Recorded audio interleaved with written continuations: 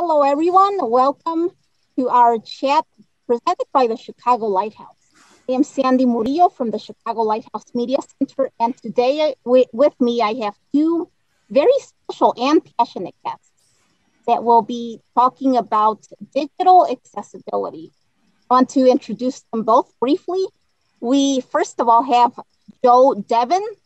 Joe he's got many accomplishments, many titles under his belt. He is, first of all, the co-founder of the digital inclusive agency Diamond.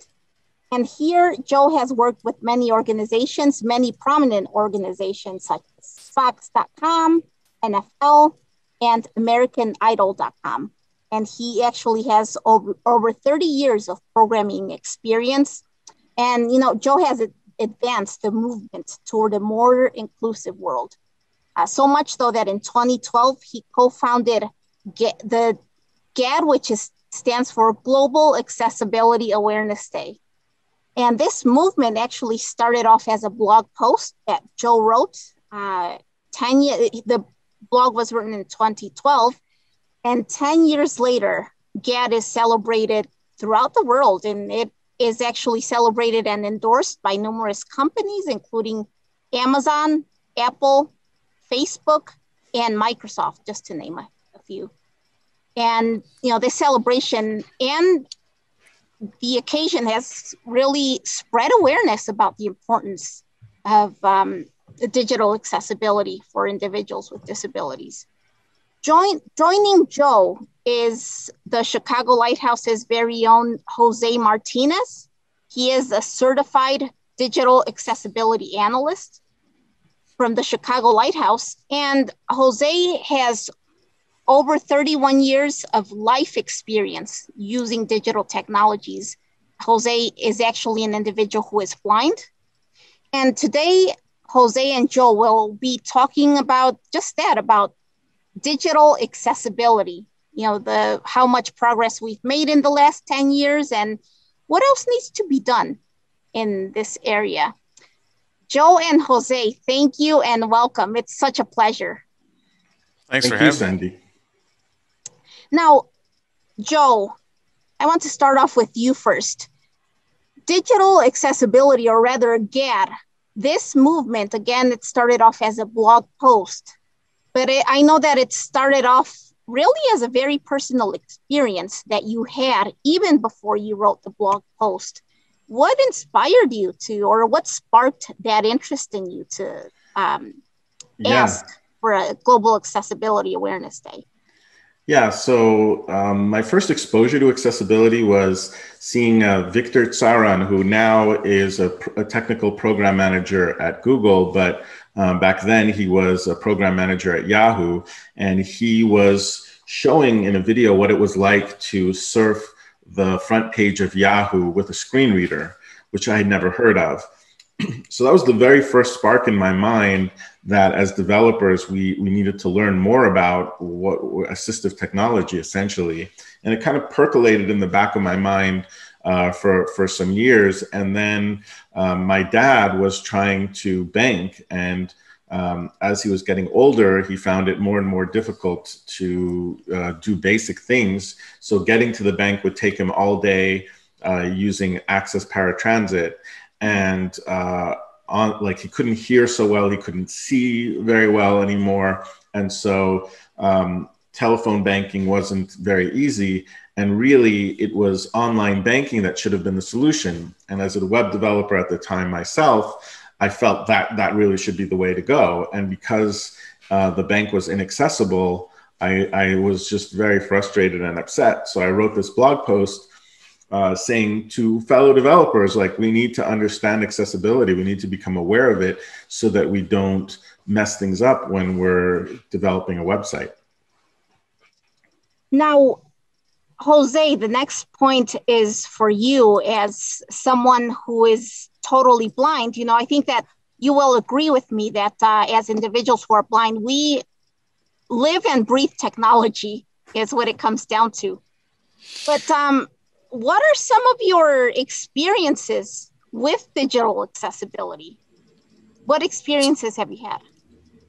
Well, you are correct, Sandy. I don't know that technology and blindness uh, can exist without each other these days because, I mean, technology and society is full of it as far as technology is concerned.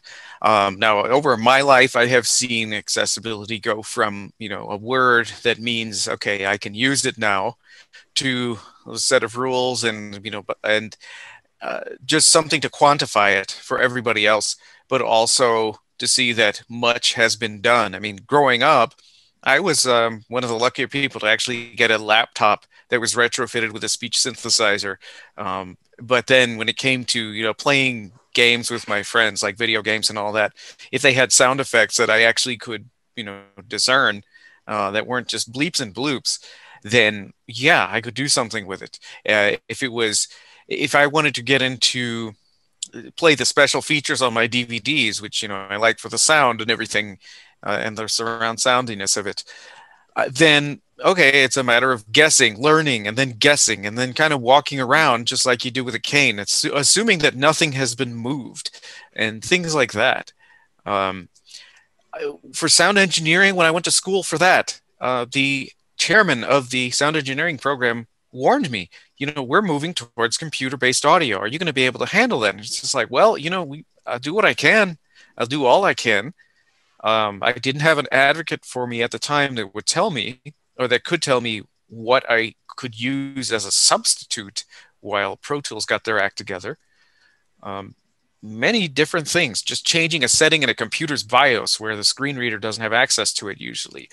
And speaking of computers and all of that, when I graduated from call center work here at the Lighthouse to working in IT, that brought in even another dynamic, was not just making sure that the software that me and my peers use is accessible, but also communication between a user and the tech. Which the problem here is, well, how was I supposed to know that what I hear as menu button is a hamburger to the eye? It's like, okay, I know that now, but that's because somebody told me. And for all I know, it could change to a set of gears tomorrow, depending on programs and depending on how people decide to alter their UX. But that, I think, is a big thing now when it comes to IT professionals who are blind, is to be able to communicate back and forth with their users, their clients properly. You've got, in a way, it's kind of like separate but equal when you don't understand each other's languages. It's just one of many things that I've come across in my life. Jose, I am actually, as you were talking, especially about the movies, the DVDs, I over here was smiling and nodding, and I know you can't see that, but I was nodding because, so I remember several instances, I myself am totally blind, as you know, and I remember several instances where I would get a movie with audio description as a gift. So basically, I was happy that I would be able to follow along. There would be a narrator describing what was going on. So I would unwrap the DVD, pop it into the DVD player. And, much to my disappointment, the menu was visual, so I could not. There was no way for me to get to the audio description setting, so that was pretty ironic. It's funny now, but it wasn't at the time. Yeah, especially if the DVD manufacturer decided to lock you out of using the audio button to switch it. That happened a lot back then. Mm-hmm, totally. And, a lot of progress has been made in the last, this question is for Joe. It's been 10 years, Joe, since GAD was started to be celebrated, rather. Mm-hmm. What progress do you feel has been made in digital accessibility since you first launched GAD? That's a great question. I feel like the awareness is really the biggest achievement, in that I think people are a lot more aware than they were before. So that's great, but I can't say mission accomplished because that was the first step. In terms of actually improving the accessibility, are you all familiar with the WebAIM report? Jared Smith. Yeah, so Jared Smith over at WebAIM put together this report where they used their Wave tool to analyze the top million websites. And over the last 3 years, it's hovered like between 97 and 98% of the top million homepages were inaccessible. So those figures are not great at all. I would say that there has been some improvement, let's say, in the very, very top echelon. So when you're looking at the very top tech companies, I think that they've improved a lot. They're certainly way more aware. They're putting in a lot more effort than they used to.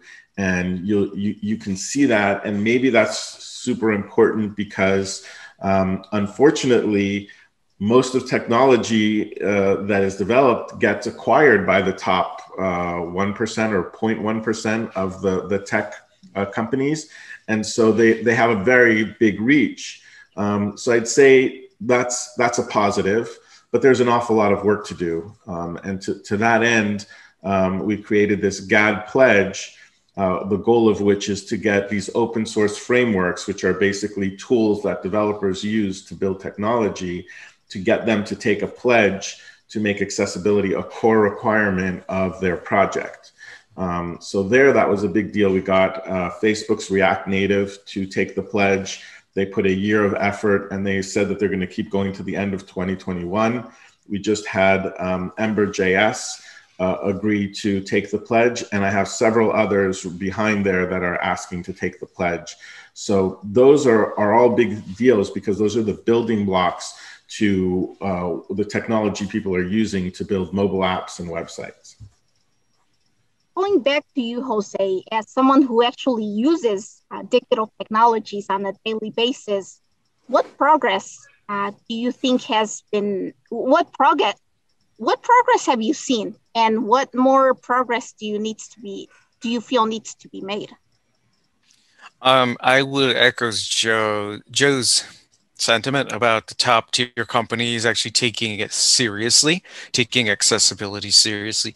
I mean, look at what Apple has done for us with Mac OS and the iOS.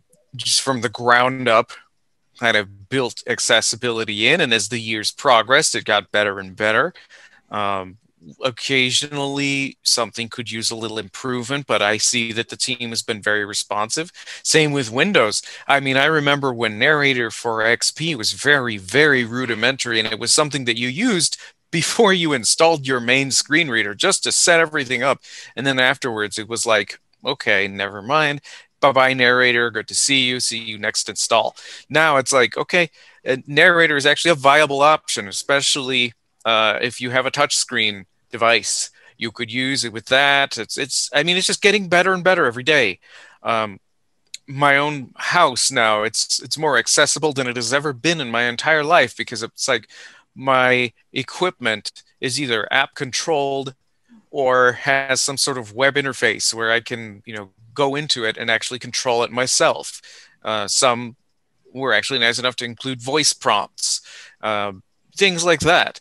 That has changed. Now, I definitely think that the march must still go on, because there's still a lot of companies, a lot of websites, a lot of applications that were not built with accessibility and usability for all in mind. It was built for the majority. I mean, I still run into challenges myself. That's here, working here at the Lighthouse. We're still, working on revamping our internal applications. I was telling Joe earlier, we had changed, like the University of Illinois in Chicago has changed over to Epic Systems Corporation, which has an accessible interface that they were working on. Our human resources management portal that the Lighthouse uses has changed to Paycom, which is also very usable and accessible to, to everybody here, like all our employees. And we just keep moving forward. Speaking of companies and employees, I know, Joe, that you have worked with numerous companies, organizations, and individuals to enhance the accessibility of their websites and other digital products. What are some of the positive outcomes that they have experienced from their and your effort? Yeah, that's really important to see the change in culture. And what I'd say that organizations that take it seriously, they notice that their employees are more excited about the work that they do.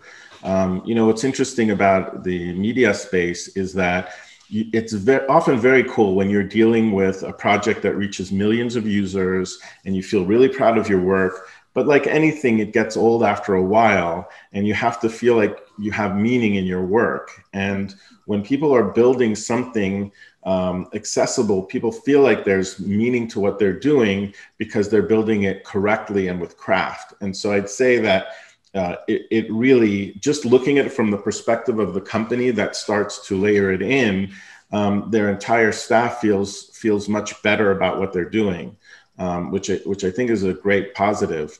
From my perspective, and I think at Diamond, our perspective, one of our favorite stories is, we came in and helped a company called Pluto TV, who they were a startup. And when you're a startup, basically you're just trying to put everything together and keep the lights on. And then they got acquired by Viacom, which is a major corporation. And then there's a lot of scrutiny that comes onto you.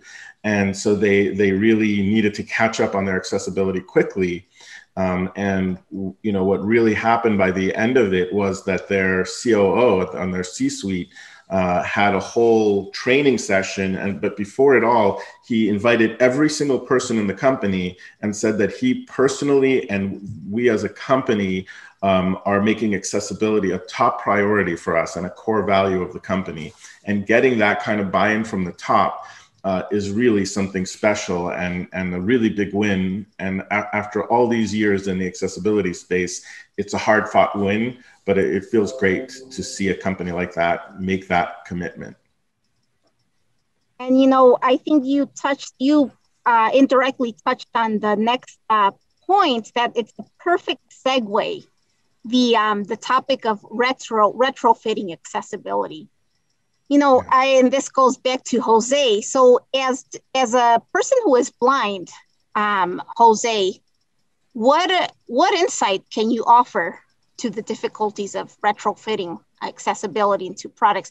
First of all, could one of you explain what retrofitting is for people that might not know? Sure. Retrofitting is when you're taking an existing product and you're just tacking on accessibility features or features to make it more usable. That's my interpretation of retrofitting. Do you agree, Joe?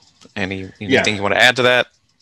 Yeah, absolutely. It's when you're not building the product intentionally with accessibility in mind. So when it's an afterthought. Now, Jose, and what is your insight on some of the difficulties that this retrofitting creates? Retrofitting can be expensive. A third party usually comes in and tacks on extra features and then sells a device with those features at a much higher cost than the general public. Take, for example, the Texas Instruments TI-84 graphing calculator. The average sighted person can buy one. In fact, high school students are asked to buy one. Well, they were when I was growing up. I think they still are. And they could do much more now. They're like $90. The talking version, which I'm not even sure if the talking version has all the features as the sighted version, that one is about $700. $650 to $800 for a talking interface. I mean, a company like Texas Instruments, I'm surprised that they have not yet stepped up to the plate and, thought of a redesign or something that included these features, because I'm sure they're in a position where they could do that. That's just one example. Many of us deal with screen readers that are, 20 plus years old when it comes to Windows, just being able to use them in Windows. And back then it was more enthusiasts took over the job of making programs that weren't originally accessible, making them usable and accessible to people who were interested. So then what happens? Well, you got one set of programs that everybody follows, everyone uses because it's the only game in town. And eventually somebody gets left out because there's some other feature that another program wants, but because the majority prefers this one, or because the majority worked on program A, retrofitting that for accessibility, then, well, that's the only choice you have. So yeah, there's that. It's expensive, and more often than not, somebody gets left out. Now, Joe, for you as a web developer, what are some of those difficulties? What's your insight on that, on retrofitting and the difficulties it presents? Yeah, like always, it's so much harder to retrofit. But let me give you an example. It's been my mantra this year, which is, a lot of folks are like focused on the budget, and they're like, how much is it going to cost to add accessibility features? And so much of this is not really about budget. To me, what I'm trying to explain to folks is we need a cultural change to explain that this is really about craft, the craft of design, the craft of development. And what I mean by that is, here's a simple example. If you are a designer, you do not need to know, you don't need to be an accessibility expert where you need to know that how many people are colorblind, for example, which in America is 10 million people. But what I would expect you to know is that if you're designing a chat app that has an online, offline indicator, and you do it in green and red, green to say online, red to say offline, and you don't put any verbiage next to it, it's going to be completely invisible. They'll both be gray to somebody who is colorblind. Now, if you are designing that initially and you're just adding the text underneath there, you're going to make it so much more accessible to so many people. And that's just something that if you have that know-how as craft, it costs you nothing. However, if you don't have that craft, right, and you don't do it correctly, then what winds up happening is you're going to have users that can't use it. Then you have to deal with the support of that. You might get sued. Then you might have to do an audit and pay for that. You might have to do a remediation and pay for that. And then all of this was, and then QA, of course, and regression testing. All of this was completely avoidable by just having the know-how of doing it correctly the first time, far cheaper. So that's what I would say. And if I may, I'll add one other aspect to it, which has also been something I've been talking about all year, which is statistics. A lot of folks, when they're being presented, hey, can you make your products accessible? They look at the statistics and they say, how many people are affected by this? And they're totally missing the point, because we in the industry are pointing out that the WHO says that 15% of the population has a disability. But what that really means is 15% of the population admits to a disability or self-identifies as having a disability. But then the WHO also says that 2.2 billion people have a visual impairment. I myself have one, and I don't self-identify as having a disability, but I sure have trouble seeing with low font, like small fonts or color contrast. And then I'm over 50, which over 34% of the population is over 50. And really, it's a spectrum of ability, right? Because as you get older, you don't hear the same way, you don't hear the same way. And so we're at the very least talking 1 in 3 people are affected, but really everybody is affected, because this is really a spectrum rather than, oh, this is a disabled person, this is not a disabled person. It's not really like that.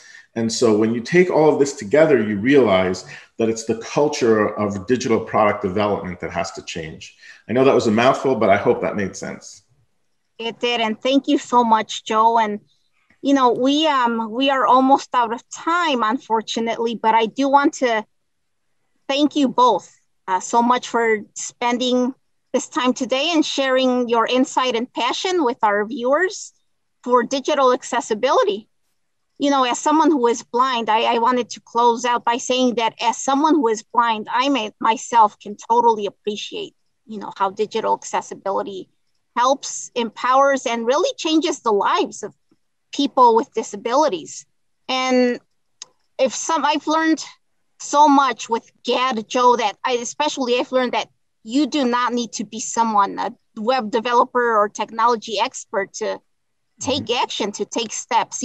Anyone can take small steps to help make digital accessibility possible for people with disabilities. 100%. And, to our listeners, I hope that this insight from Joe and Jose, I hope that it will inspire you to take action. And this video, I want to let everyone know that this video will be available on our YouTube channel. And you can share it with everyone. In fact, I encourage everyone to share it with anyone that would be interested, with your friends, family. And you can find our YouTube channel on our website, chicagolighthouse.org, as well as our social media. Jose and Joe, thank you so much. Thank you. Thank you. Everyone else, thank you for watching. Have a great day.